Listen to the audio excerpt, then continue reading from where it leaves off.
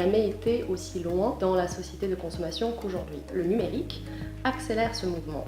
On le voit bien, notamment avec l'économie collaborative. L'économie collaborative, c'est quoi? C'est simplement la transformation d'activités qui étaient hier informelles en marché. Il y a aujourd'hui une tendance de fond qui est le déplacement du centre de gravité de la consommation des biens matériels vers les services. L'explication principale, c'est les gains de productivité industrielle remarquables qui ont été réalisés au XXe siècle, ce qui a contribué à l'élévation du niveau de vie de la population et au développement d'une classe moyenne large.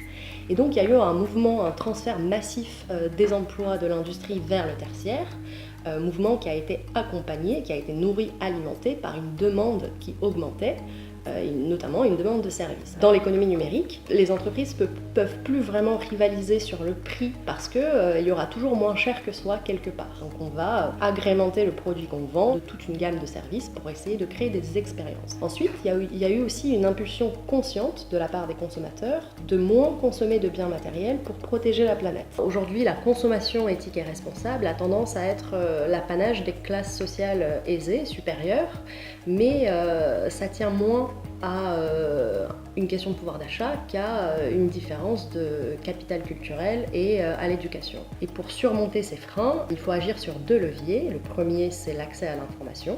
Il faut généraliser l'accès à l'information. C'est une condition qui est nécessaire, mais qui n'est pas suffisante pour autant parce qu'une consommation responsable suppose un changement d'organisation, un changement des habitudes de vie. D'où le deuxième levier qui est accompagner. Il faut accompagner les individus, il faut montrer d'abord que c'est possible, il faut montrer comment c'est possible, il faut montrer que c'est facile, en tout cas pas toujours très compliqué. Et donc voilà, il y a ces deux leviers, un levier un peu théorique et un levier un peu pratique, et l'école, prise au sens global d'éducation de la crèche au MBA, elle est très bien placée pour actionner ces deux leviers, oui.